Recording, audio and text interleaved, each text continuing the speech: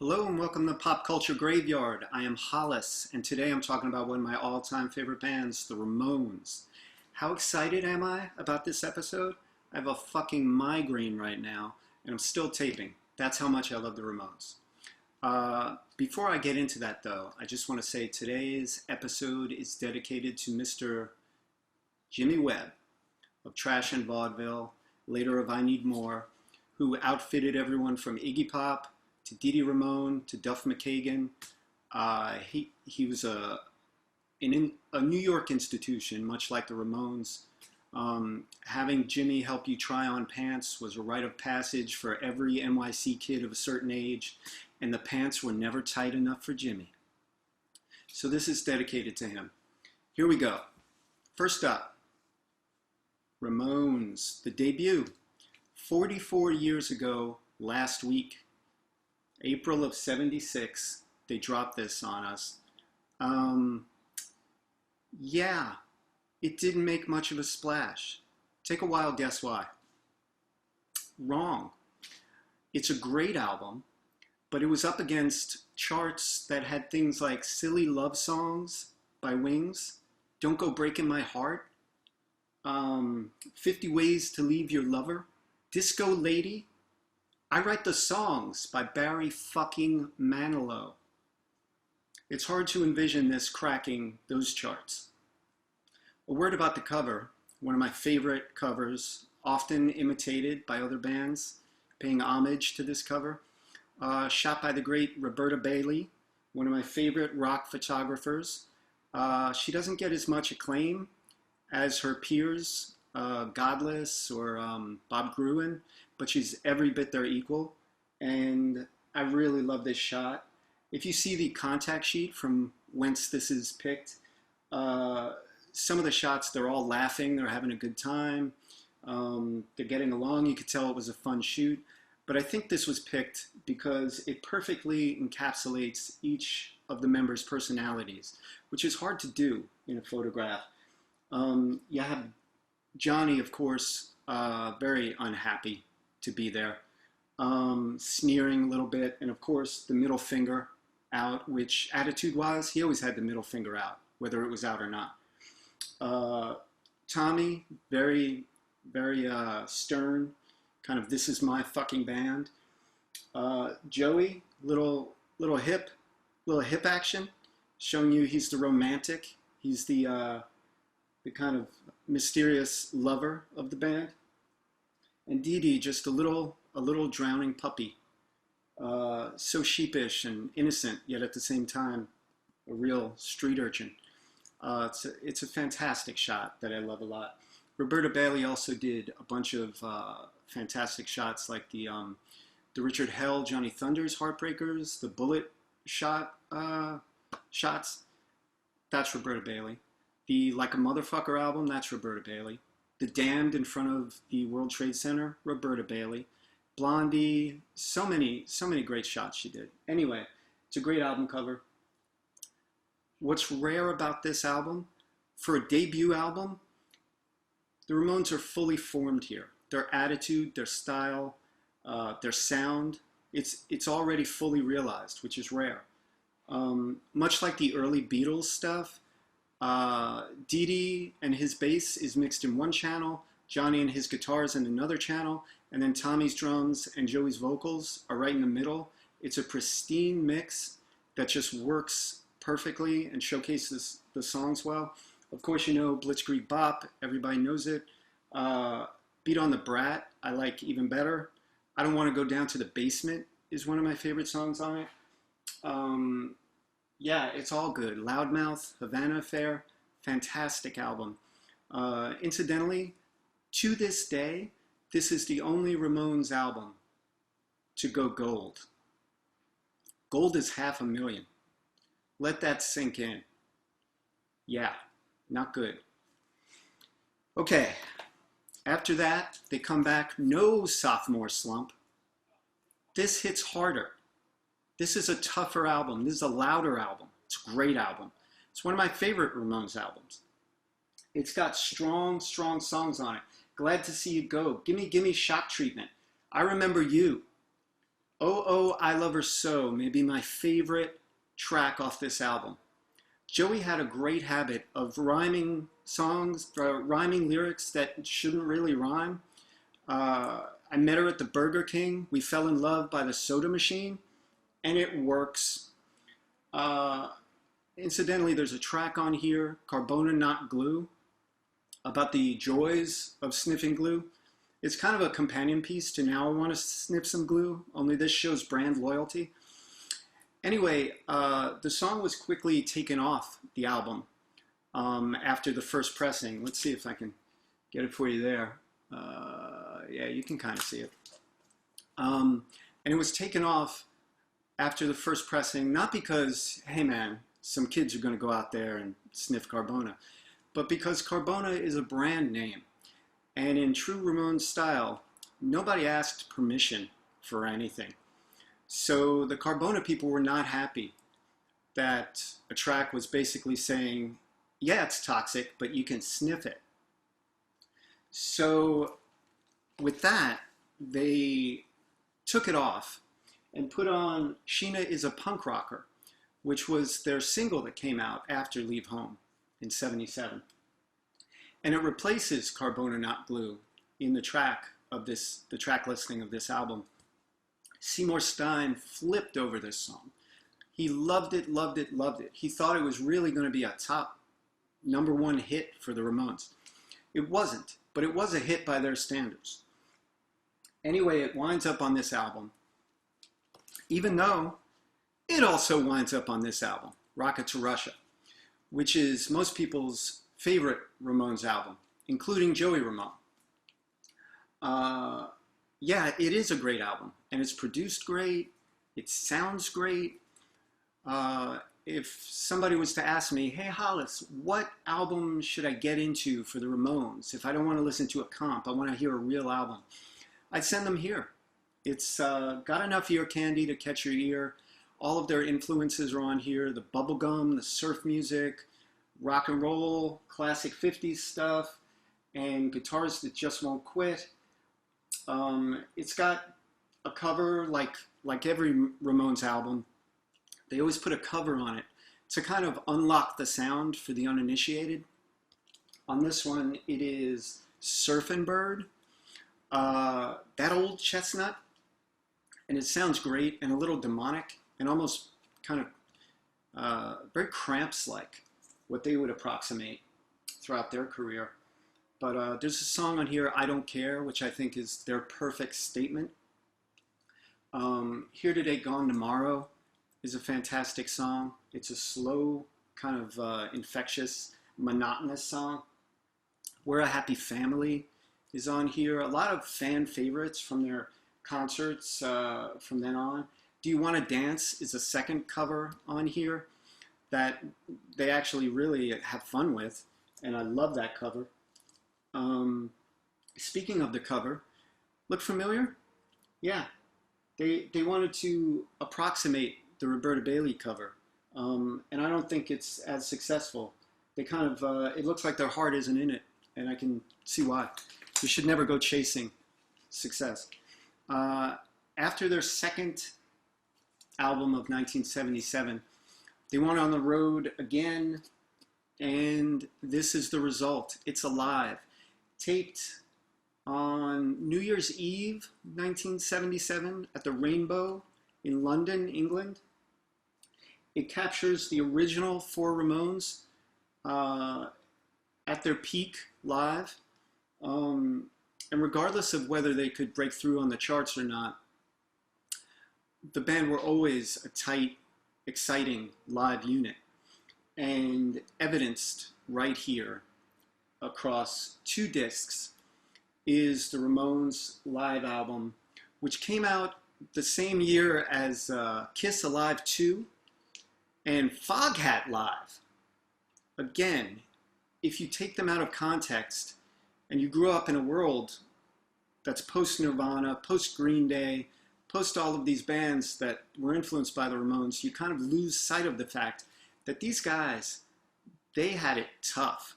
And they played in front of audiences that sometimes didn't want to hear them. You think opening for Blue Oyster Cult was fun for these guys. Anyway, it's a fantastic live set. It's very exciting. You can hear all of the things, all of the live staples are in place. Even the Gabba Gabba Hey sign, which kind of plays fast and loose with the Gobble Gobble We Accept You line from Todd Browning's Freaks. That was the last gasp of the original Ramones as constituted. Tommy Ramone would leave the drum kit to concentrate on producing. He was tired of the road, and he was tired of the Ramones not breaking through and playing bigger places. I think if the Ramones were more successful and they had found commercial success, I think Tommy definitely would have stayed. But as it were, he went crazy in the van.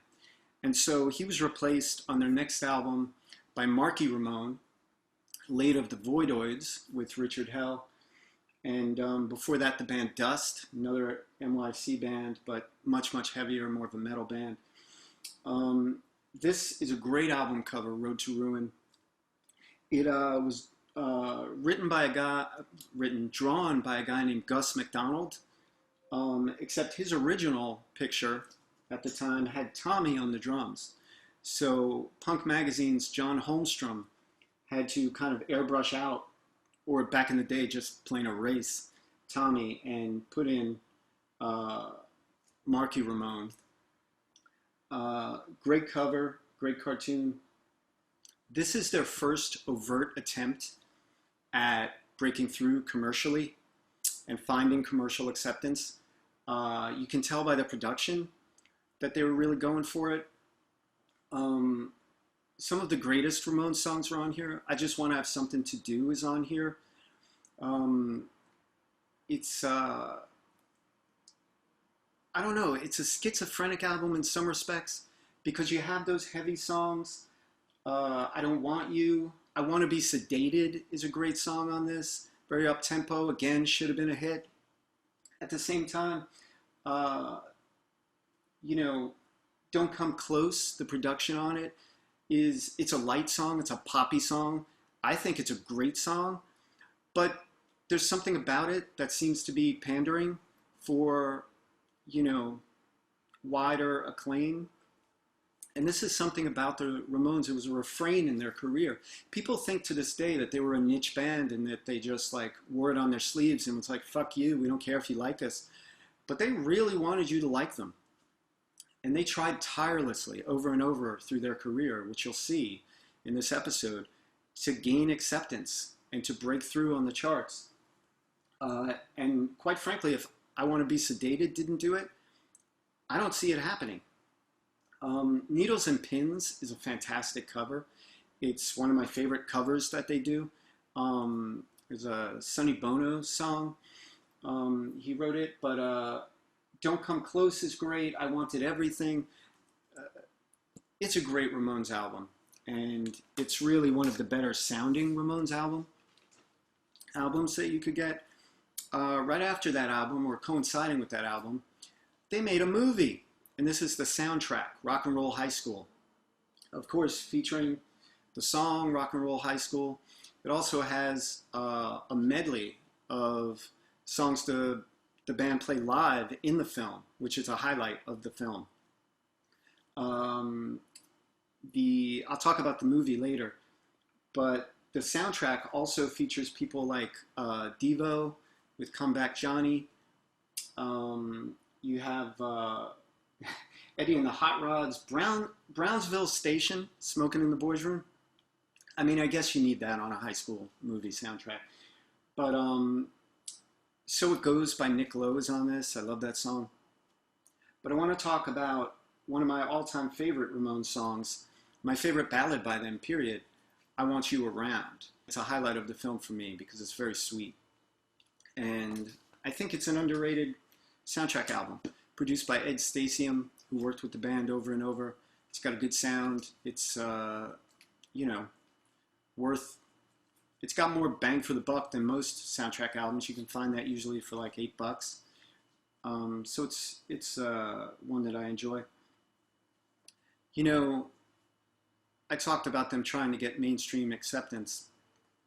Enter Phil Spector for End of the Century, which was a real overt attempt to try and get mainstream acceptance. Phil Spector, who had the Wall of Sound and the string of pop singles in the 50s and 60s, tries to mesh his sound with the Ramones. And the results are not good. They're really not good. Rock and roll radio kind of succeeds in spite of the production, as well as because of the production. I'm of two minds about it. Hear it for yourself. The opening is really fun. It's almost like something off a Quentin Tarantino soundtrack, the way that it begins with radio or the WKRP theme song, for that matter. Turning the radio dial, and then you hear the incessant drumming, and then the band comes in. It's kind of exciting. The best song on this may be Danny Says, which is, of course, Danny Fields, their great manager at the time, along with Linda Stein, Seymour Stein of Sire Records' wife, and early champion of the band. Great song. I'm Affected is a fantastic song. And with Chinese rock, Dee Dee finally manages, after all the glue songs, to get a proper drug song on this album. Johnny had a no drugs policy on the songs, but at this point he was like, yeah, what the hell, go ahead. Rock and Roll High School, again, is on this, in case you didn't get the soundtrack. And Baby I Love You was the most Phil Spector-ish song. The production is overt and overbearing at times, and hearing the Ramones, actually seeing the Ramones have to mime to this when they would support the song on TV shows is a little painful. Johnny strumming a guitar that cannot be heard. Well, Phil Spector failed, so maybe 60s, 70s, 80s pop sensation Graham Goldman can do the trick. He wrote Bus Stop for the Hollies. He was Mr. 10cc, like Walking in the Rain and the Snow when there's nowhere to go. That Graham Goldman? Surely he can inject some of his pop sensibility and hooky, ear candy quality into the band and break on through to the other side. No, he didn't.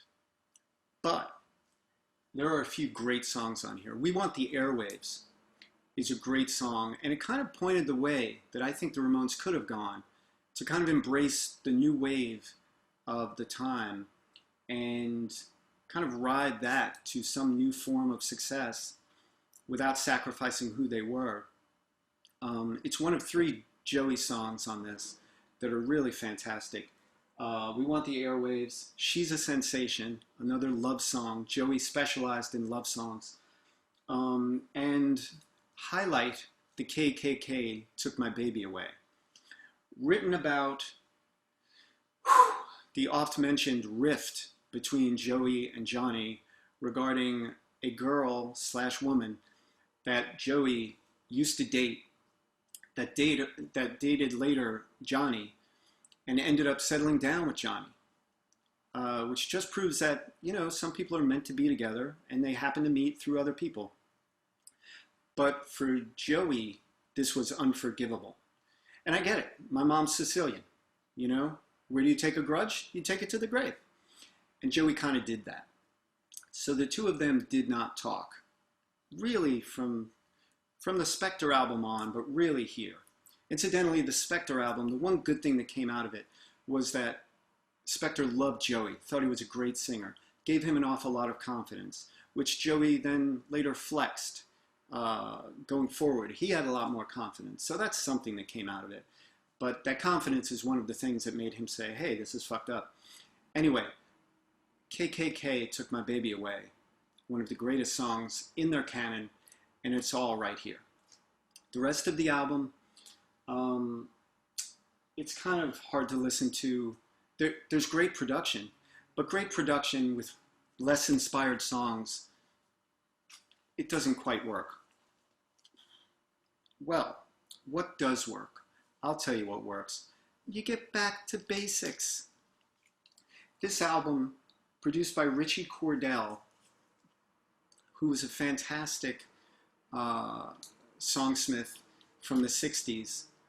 Songs like Indian Giver. He wrote I Think We're Alone Now. So this guy knew a thing or two about hitting the ear right. There is a cover on here. There are two covers on here. One I'm not a fan of, just because I'm such a fan of the original by the Chambers Brothers, Time Has Come Today. But the other cover, where is it? I'm blanking. Little Bit of Soul. It kicks off the album. That's how good it is. And it's a fantastic cover. It's sweet. Joey's voice seldom sounded better. The entire album is a restatement of who the Ramones are. You can tell right off the bat, the subway car. They're telling you, we're a New York band. You may have heard of us. Here we are. And they give you basically a mix between their first four albums. Style-wise, sound-wise. Outsider, one of my favorite Dee Dee songs. It's fantastic. Psychotherapy, a live staple for years. Let's see, there's one more that I want to point out. Every time I eat vegetables, it makes me think of you.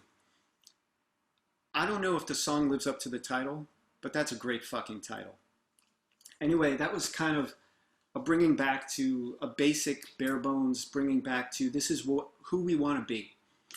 And it shows in their next album. The Ramones are back. Too Tough to Die. In the interim, we lost the great Marky Ramone to alcoholism. He's kicked out of the band. And they get Richie Ramone. And I have to be honest, they don't lose anything musicianship-wise.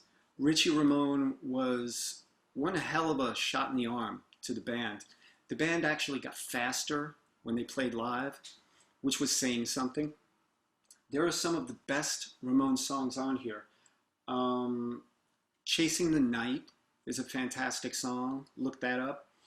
Howling at the Moon, Sha-La-La, you may know it under. Such a great song. And the production on those two tracks is fantastic. Mama's Boy is on here.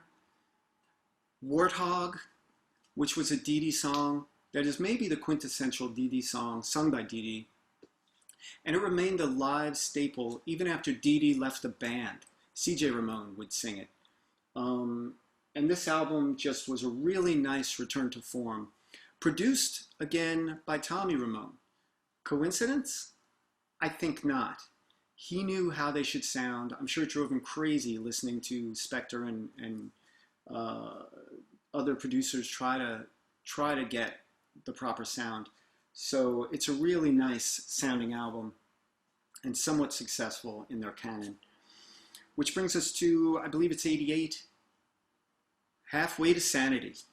On this cover, the boys are starting to show their age. Dee Dee's a little bloated from abuse of all kinds. Johnny and Joey look a bit haggard. Richie Ramone, just happy to be there. But this album has some really good songs on it. Go Lil Camaro Go is a really adorable, fun, quirky pop song featuring backing vocals by Debbie Harry of Blondie, featuring the guitar work of Walter Lure, who's from Johnny Thunder's Heartbreakers. He plays guitar on a few tracks. Which ones, you may ask? Well, Johnny was not known for his solos, so listen for those. It's got one of my all-time favorite Ramones tracks, I Wanna Live. From the opening guitar on that track to when the drums kick in, to when Joey starts singing, you think the track can't get better and better, but it does. It was a staple of my live sets when I would DJ. It's a fantastic song. Real Cool Time is a good song, kind of almost recalling the kind of Stooges influence that the band shared when they got together. Richie Ramone's I'm Not Jesus is a fun one. Bop Till You Drop is a live staple that was fantastic. It was something that they would play almost every set from then on. It was a real rocker, and fans just went crazy for it. An underrated album, I would say. Which brings us to Animal Boy. Animal Boy. This is a fun record. Somebody Put Something in My Drink. Animal Boy. Well, I'll get to that. My Brain is Hanging Upside Down, aka Bonzo Goes to Bitburg, was a single they put out that was very successful. It was a fantastic, fantastic song, great production. It was all about Ronald Reagan and how he went to this SS cemetery in Germany, and it outraged all of the Ramones, really, for various reasons.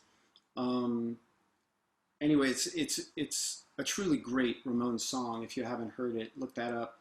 My pick on this album, She Belongs to Me, with the refrain, don't tell me how to love my baby, and the production on it. It's the most Phil Spector track that the Ramones ever made. It sounds Phil Spector-ish, and Phil Spector couldn't even do it on End of the Century. But it's my favorite track on this album. That was the last album to feature Richie Ramone.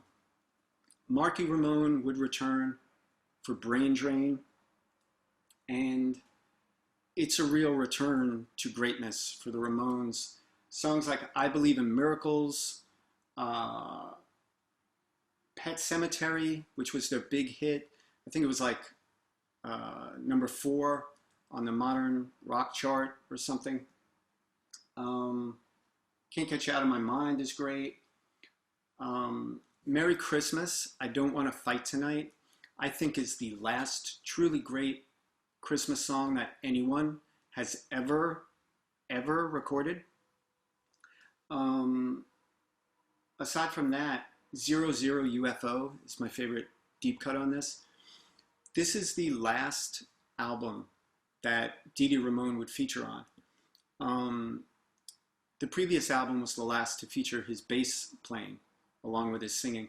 But for this one, he just sang, provided backing vocals, and wrote a bunch of songs. But his bass doesn't show up on this. At the time, he just didn't want to be there anymore, and it shows based on how many bass players they used for this album. So Dee Dee left.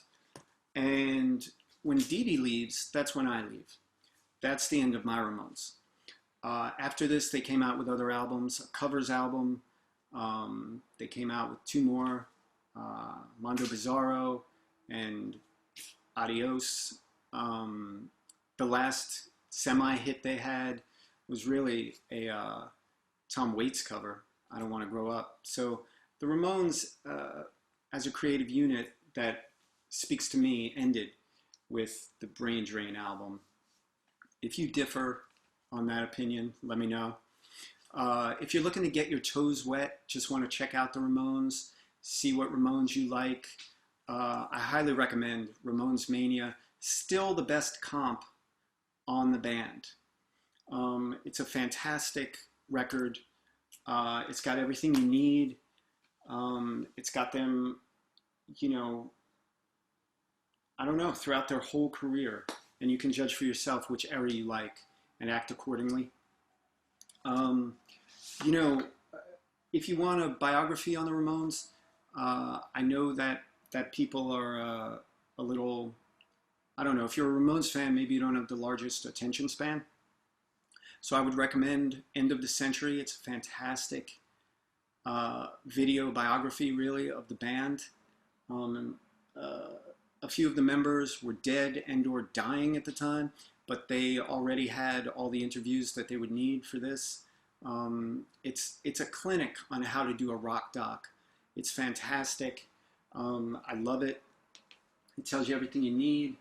If you want more of an overview, if you want the early years, plus you want up through the end of the band, you have Ramones Raw, It's got over 5 hours of footage of the band in every era. If you want just live stuff, look no further, One Stop Shopping. It's alive. It's got the years 74 to 96. All of their important television appearances and live concerts are on here. Old Grey Whistle Test, Music Laden. It's got them on Sha Na Na. It's got them at CBGB's, at Max's Kansas City. So begin here, anything you want, live-wise. Rock and Roll High School, a charming little movie, and aging like fine wine. It's a time capsule. It really is an adorably cuddly look at the Ramones, and I don't think you can get that anywhere else. This movie was, the story is by Alan Arkush, the director, and Joe Dante of Gremlins fame. The two guys started out with Roger Corman, so it's not surprising they did this. It's a Corman film. If you want some really weird stuff, Ramones Were Out of Here. It's a VHS. I don't think it ever made it anywhere else, but it's August 6, 96 at the Palace in LA. For those of you that want late era. If you want to read more about the Ramones, Punk Magazine, there's comps out. Wonderful Ramones stuff in here, interviews with the band. It's got them and their peers. They're interviewed. All the original interviews are here with the photos from people like Roberta Bailey. Chris Stein has photos in here. But the band is captured with their peers, from Patti Smith right up through the Dictators. If you're looking to just get an overview of the entire scene, there are a few books you can go to, from the Velvets to the Voidoids, no matter what edition you get. Clinton Heylin, one of my favorite books of all time. It just gives you, it sets the table nicely for the Ramones coming, and it delves into the Ramones, and then it has a little bit after the Ramones. Please Kill Me, of course, maybe the definitive biography, the oral history of the CBGB's years. It's got all the Dolls, the Ramones, the Dead Boys, everybody you would want. It's an overview. Lex McNeil and Gillian McCain do a fantastic job. You can hear a lot of great Ramones stories there. Speaking of Ramones stories, Dee Dee had a million of them. Lobotomy, Surviving the Ramones by Dee Dee with Veronica Kaufman. Legs did the intro to this. It's a really great book. It tells Dee Dee's side of the story, which is always dramatic. His wife, Poisoned Heart, Dee Dee had a song, Poison Heart, and a biography after that. Vera Ramon King. This is the uncorrected proof, so I'm sure that it came out with less typos than when I got it for $5 at West Sider Books. Rest in peace. Anyway, it tells her side of the Dee Dee years, which is entertaining, of course. And Commando, the Johnny Ramone book, is a really unflinching look at those years, unapologetic as Johnny was. You know, a lot of people talk about Johnny, about his attitude. And here's something I'll say about his attitude, which has been called everything from uncompromising to abrasive to it stinks. Monty Melnick said, their tour manager. He owns it. He knows who he is. And it's all in here. It's a pretty good biography, I've got to say. I heard that Joey's brother, Mike Lay, has a biography. I Slept with Joey Ramone, all about growing up with Joey, which sounds great. I can't wait to read it. A final word on the Ramones. They were our band.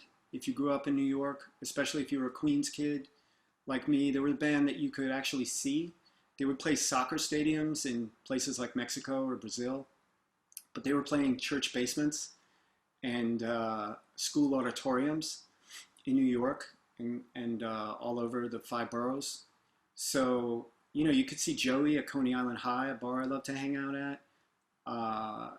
And a couple of doors down, you could see Dee Dee getting his dose at a methadone clinic that was there. You could see Dee Dee performing with his band at Lakeside Lounge, which had the best jukebox in New York for a while.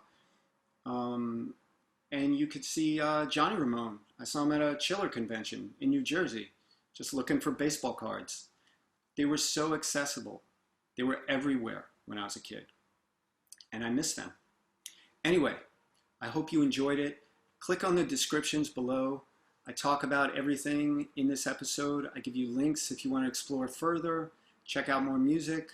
I hope somebody was turned on to at least an album you don't have or an era that you weren't that up on. Let me know in the comments, shoot me an email. Please subscribe, and I will see you next time. Bye.